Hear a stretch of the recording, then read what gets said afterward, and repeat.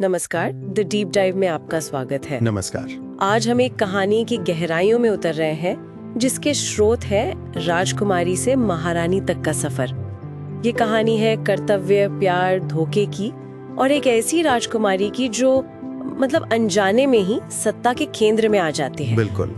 तो आज हम राजकुमारी येन के सफर को समझने की कोशिश करेंगे, कैसे हालात उन्हें नेतृत्व करने पर मजबूर करते हैं और इसका उन पर क्या असर होता है। कहानी की शुरुआत ही देखिए, काफी नाटकीय है।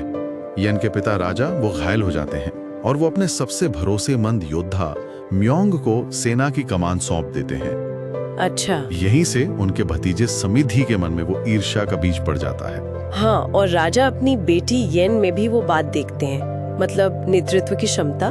पर येन को उसे इन सब में कोई दिलचस्पी नहीं थी। बिल्कुल नहीं, वो तो बस चाहती थी कि पिता ठीक हो जाए। लेकिन तभी समिधि गुस्से में आकर राजा की हत्या कर देता है। ये सिर्फ सत्ता का लालच था या फिर कुछ और था इसके पीछे? लगता है तो यही है। शायद उसे म्योंग का आगे बढ़ना बिल्कुल बर्दाश्त नहीं हुआ और राजा की आखिरी इच्छा भी यही थी कि म्योंग नेता बने। हाँ। समिधि दरबार में इसका विरोध भी करता है, पर येन वो बहुत मजबूती से म्योंग के साथ खड़ी होती है। ये शायद पहली बार था, है ना, जब येन ने अपनी राजनीतिक इच्छा शक्ति दिखाई। बिल्कुल सही कहा। और यहाँ से जिम्मेदारियां बढ़ जाती हैं। मतलब येन राजकाज देखती हैं और म्योंग सेना। जी, लेकिन समिधि वो चुप बैठने वालों में से नहीं था। बिल्कुल नहीं। वो षड्यंत्र रचता है, अफवाहें फैलाता है कि भाई एक महिला शासन नहीं कर सकती। हाँ, ये तो क्लासिक है। दूसरी तरफ म्योंग फैसला करता है कि येन को एक शासक के तौर पर तैयार करना ही होगा। और फिर शुरू होती है येन की ट्रेनिंग। हाँ, और वो सिर्फ शारीरिक नहीं थी, मानसिक भी थी। उसे अंदर से मजबूत बनाना था। और इसका असर दिखता भी है जब समिधि उस पर हमला करवाता है और यहीं उसकी मुलाकात होती है स्वान से।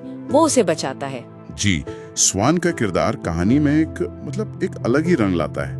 वो आजाद ख्याल है, दुनिया घूमना चाहता है। हाँ, हॉट एयर बलून में। येन और स्वान करीब आते हैं, पर दोनों की दुनिया, उनके सपने बिल्कुल अलग हैं। येन का कर्तव्य उसे वापस खींच लाता है अपने राज्य। और लौटते ही एक और चुनौती, दुश्मन का हमला। और मुश्किल ये कि समिधि के बहकावे में आकर सैनिक लड़ने से मना कर देते हैं। हाँ, तो येन और म्योंग के पास सैनिक बहुत कम थे, फिर भी वो बहादुरी से लड़ते हैं। यहाँ येन की चतुराई काम आती है। वो दुश्मन राजा को हरा देती है और उसे माफ भी कर देती है। शायद ये उसकी दयालुता थी या कोई रणनीति, कहना मुश्किल है। और समिधि को देश निकाला मिल जाता है। यहाँ तक लगता है कि सब ठीक हो गया, लेकिन कहानी में एक बहुत बड़ा मोड़ आता है। अरे हाँ, राज्याभिषेक के दिन जब येन ऐलान करती है कि राजा तो म्योंग बनेगा। बिल्कुल चौंकाने वाला फैसला था ये। क्या ये प्यार के लिए सत्ता का त्याग था? मतलब स्वान के लिए कह सकते हैं।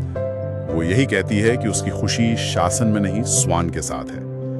म्योंग खैर वो ना चाहते हुए भी राजा बनता है और येन चली जाती है। ऐसा लगता है जैसे वो व्यक्तिगत खुशी को कर्तव्य से ऊपर रख रही थी। शायद उस वक्त तक तो हाँ, लेकिन किस्मत को कुछ और ही मंजूर था। समिधि लौटता है और इस बार ज्यादा खतरनाक होकर जहरीले हथियार लेकर आता है, किला जीत लेता है। सलाहकार तांग का सर काटकर म्योंग के पास फेंकता है। बहुत क्रूर। जी, म्योंग को एहसास होता है कि खतरा बहुत बड़ा है।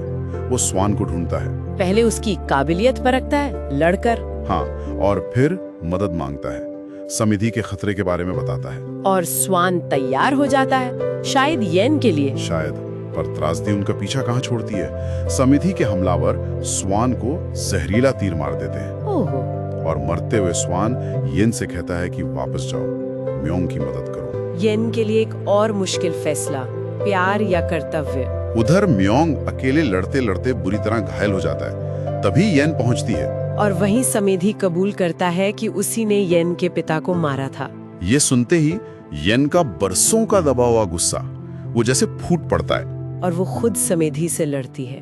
वो राजकुमारी जो लड़ाई से दूर भागती थी, हाँ, वो उसे भाले से मार देती है।